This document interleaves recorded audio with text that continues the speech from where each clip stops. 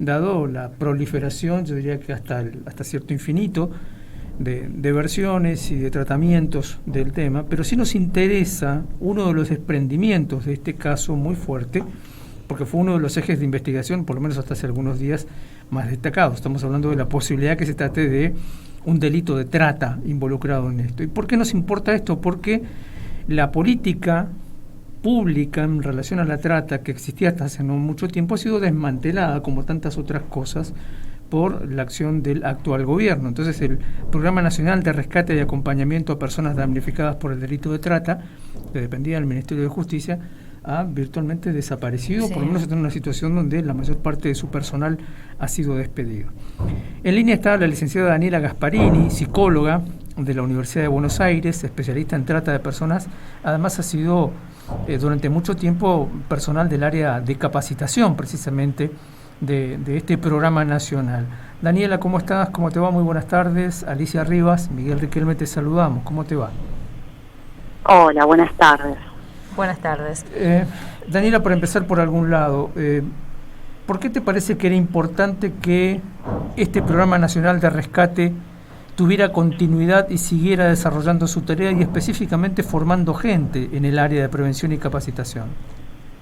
Bueno, el Programa Nacional de Rescate y Acompañamiento a Personas Damnificadas por el Delito de Trata empezó en el año 2008 o principio del 2009, cuando se sanciona la ley para prevenir y sancionar el delito de trata. Hasta ese momento, en nuestro país, el delito de trata de personas no estaba tipificado en el Código Penal. ¿Sí? Había otros delitos, pero no el delito como trata de personas. Si bien la ley viene a visibilizar que existe este delito y lo pone y lo incorpora en el Código Penal, también lo que viene a visibilizar era la necesidad de un Estado fuerte, presente, para perseguir el crimen organizado como la trata de personas, pero también para asistir a las víctimas. Entonces, de esta manera se crea el programa, que sigue en funcionamiento, pero que, bueno, ha tenido varios despidos en marzo, y bueno, en este caso, quien les habla, que estaba a cargo del área de prevención y capacitaciones en el último tiempo, porque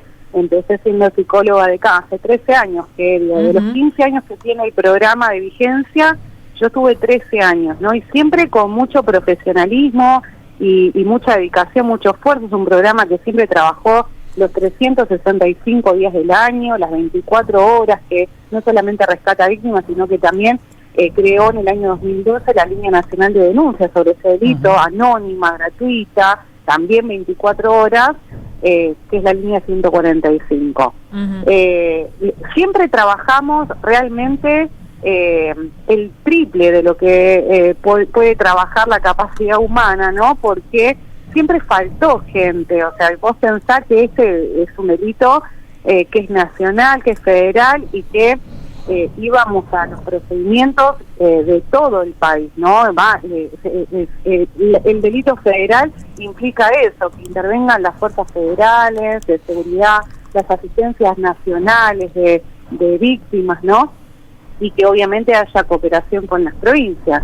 Pero bueno, es importante, y digo, pensando en el caso Logan, y que la hipótesis también es el delito de trata, es importante que del minuto cero actúe la justicia federal, porque es quien está especializada en este delito. Lo mismo el Programa Nacional de Rescate. Y después coordiné los equipos técnicos de rescate, coordiné procedimientos, porque esto es algo que si no se hace de manera coordinada y con cooperación, difícilmente se puedan desmantelar las redes de trata, rescatar a las víctimas, ¿sí?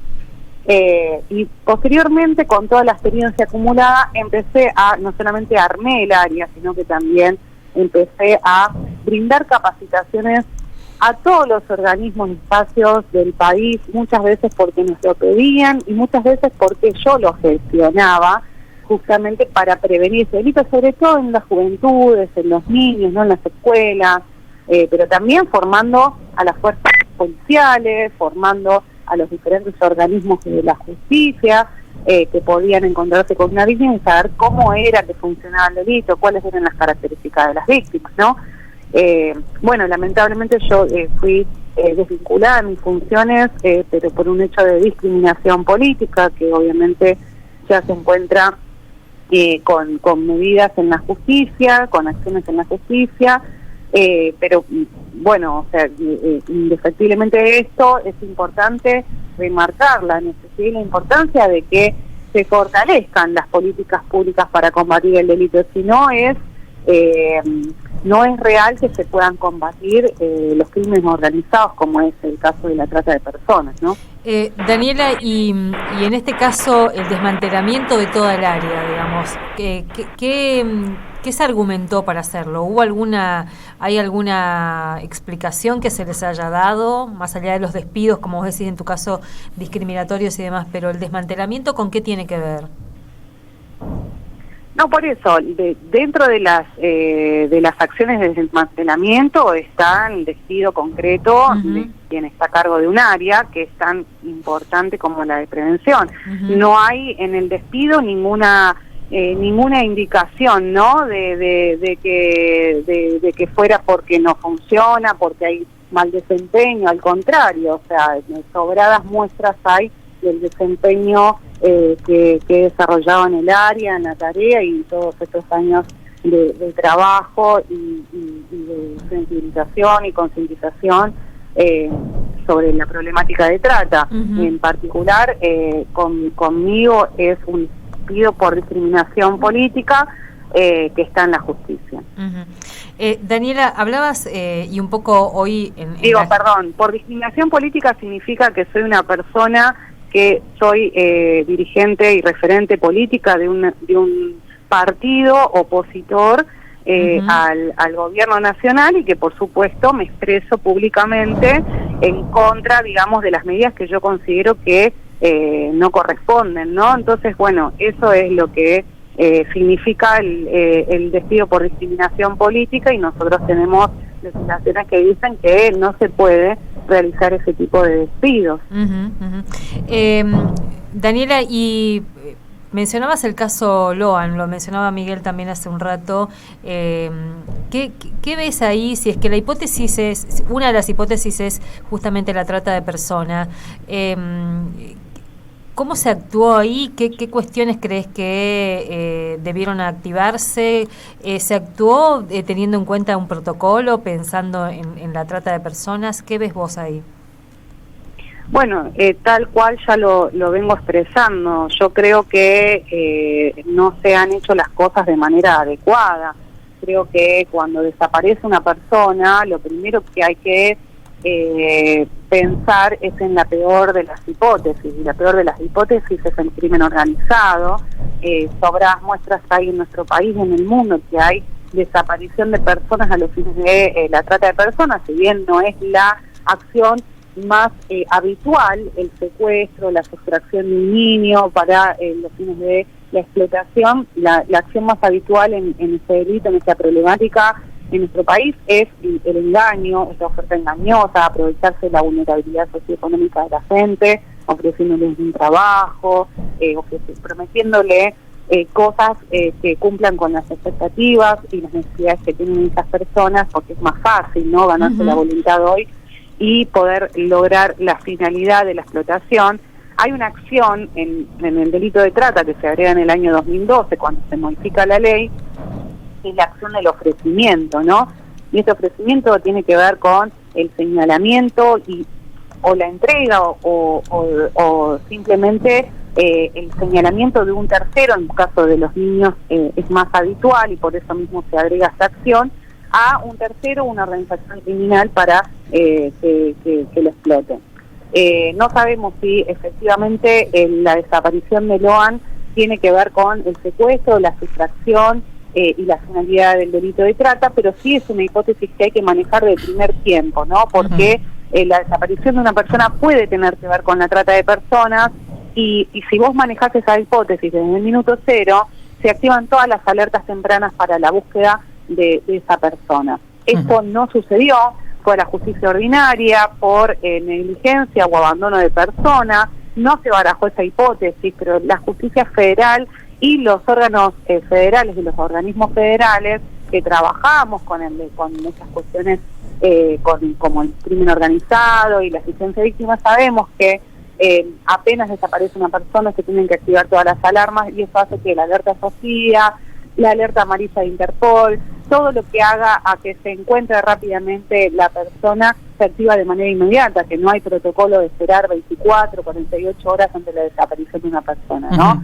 Entonces me parece importante esto y también me parece importante no descartar la hipótesis de trata de personas y no dejar que muera la causa en la justicia federal, porque digo, no importa si aparecen nuevos relatos, eso hay que contrastarlo con la realidad, hay que ver si lo que dice es cierto, es verídico, digo, y sea lo que fuera, hay que seguir investigando la hipótesis de trata de personas. Bien, Daniela, aparece otro dato importante, vos recién hablabas del protocolo. Yo recuerdo también que otra de las iniciativas era que cada provincia generara un espacio puntual sobre este tema y que hubiera una articulación a nivel nacional de todo esto. Algo de eso mencionabas vos al principio. ¿Qué te parece aquí que falló también? Porque en teoría tendría que haberse, como vos decías, aplicado un protocolo, pero también articulaciones nacional-provincial. Totalmente, es que todo tiene que ir a un mismo objetivo, que es poder encontrar a la persona, en este caso al LOAN, al niño, poder trabajar de manera articulada, mancomunada, con acuerdos de cooperación nacionales en primer lugar y después también internacionales. Digo, la trata de personas es un delito federal y nuestro país tiene acuerdos de cooperación con otros países, entonces es muy importante que inmediatamente que desaparece una persona y se presume que puede haber delito de trata, primero presumir que puede haber delito de trata, eso es lo más importante para que todo el protocolo funcione. Después las fuerzas federales son, y los organismos federales son los que deben actuar, ¿no? En este momento donde se presume la hipótesis de trata. No las fuerzas locales, porque es un delito con mucha connivencia, mucha complicidad, entonces siempre hay que tratar de que las fuerzas de seguridad locales y otros organismos locales por ahí no tengan por lo menos el toro por las asas de la investigación o la búsqueda y demás, porque bueno, si se presume que hay organización criminal, la organización criminal no funciona sin actores importantes del poder político, judicial, institucional, que lo sostengan, ¿no? Entonces hay que, eso por protocolo de actuación desde que se creó la ley, eso está. Las fuerzas federales tienen organismos, áreas internas, que son áreas específicas de trata de personas, y lo mismo las provincias deberían, si es que no tienen todavía, sé que Misiones sí tienen y trabajan muy bien, tienen áreas de trata, ¿sí? Justamente de asistencia a víctimas de trata, con que articular en los casos de que haya víctimas, por ejemplo, de la provincia de Misiones, ya sea que hayan sido captadas en Misiones y retornen a la provincia de origen para la asistencia posterior, o que hayan sido captadas en otra provincia u otro país y sean explotadas en la provincia de Misiones, ¿sí? El acuerdo entre de cooperación interestatal es extremadamente importante, y también el acuerdo de cooperación entre los países para perseguir este delito, para asistir a las víctimas y para prevenirlo. Daniela, y pensaba un poco en el abordaje y en el tratamiento mediático, en la espectacularización de los casos. ¿Que eso aporta, ayuda? ¿Cómo daña en la otra mirada? Bueno, miren, la especularización de los casos de trata siempre estuvieron. No sé si recuerdan en periodo de pandemia que, bueno, algunos medios televisivos habían también tomado contacto directo con víctimas en vivo, ¿no? Donde las personas obviamente no estaban en condiciones psicológicas de estar dando una entrevista a través de un medio de comunicación. Obviamente no son personas expertas, no tienen muchas veces no tienen ni idea los periodistas de qué hablamos cuando hablamos de trata, cuáles son las características de las víctimas, los daños psicológicos, físicos y sociales que sufren. Entonces el abordaje no es de esos expertise, ¿no? Sí, lo es de psicólogas, trabajadoras sociales que sí nos especializamos en la Además, materia. No tienen idea del victimario, digamos, ¿no? Porque porque a veces pareciera que es el show el que hay que, o el rating, ¿no? El que hay que perseguir y no al crimen organizado. Y además que exponen a las víctimas muchas veces, o a los familiares de las víctimas, a situaciones de vulnerabilidad y de riesgo a su integridad, ¿no? O sea, entonces estas cuestiones, he hecho muchas capacitaciones en algunos medios locales de algunas provincias que me han solicitado para la comunicación responsable de casos de trata de personas, y he armado junto a la Defensoría del Público manual de tratamiento responsable en los medios de comunicación, que obviamente está a disposición. Así que es muy importante el tratamiento y obviamente siempre la prevención, ¿no? Por ejemplo, decir, bueno, qué hacer ante un caso de trata, a dónde podés llamar, si sospechás, y bueno, llamar a la línea 145 es importante para informar, porque si no hay mucha desinformación. Después sí, obviamente, que los medios visibilicen la problemática, que visibilicen responsablemente y con delicadeza la situación que vive las personas que están cercanas a las víctimas, si es que hay consentimiento, si hay respeto.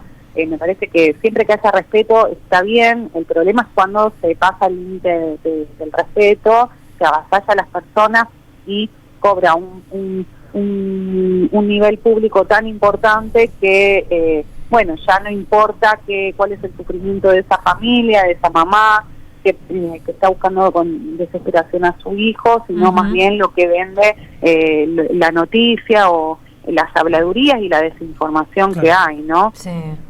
Pensaba un poco el abordado la trata como un delito transnacional que es el papel del Poder Judicial, por un lado, pero también el papel del Poder Ejecutivo y las distintas áreas que deberían actuar en la prevención y también en la etapa posterior al rescate de las personas que son rescatadas, entre comillas, de las redes.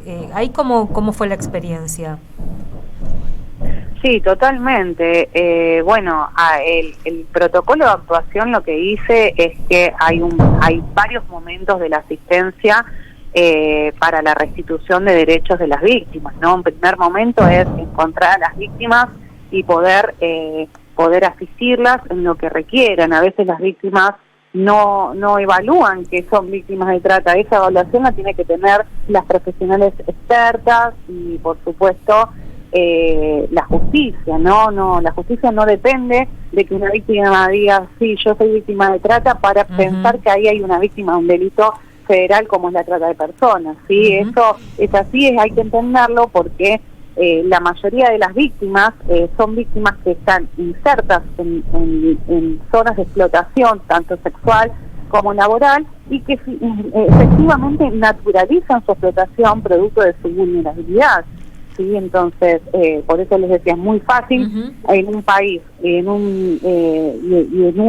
una región, y en la vida de una persona que está con situaciones de pobreza, de falta de empleo, de dificultades para salir adelante, de dificultades en alimentación, el ingreso a la educación, es muy vulnerable esa persona y es muy fácil para un tratante ganarse la voluntad ofreciéndole un trabajo, ¿no? El problema es que después esa persona termina siendo explotada, vulnerada y bueno, eso es lo que hay que evaluar desde los diferentes organismos y del Estado en sus competencias. Y por supuesto, restituirle los derechos es también que ellas puedan elegir qué hacer luego de su rescate, de su primera asistencia, ¿no? Bueno, si ellas realmente por ahí no pueden declarar o no están en condiciones, pero sí necesitan una terapeuta o necesitan una vivienda, porque la única vivienda que tenían era en el lugar de la explotación, y ese lugar se clausura. Entonces digo, todas esas cuestiones, reparación económica, reparación psicológica, médica, bueno, todas estas cuestiones debe encargarse el Estado, ¿no?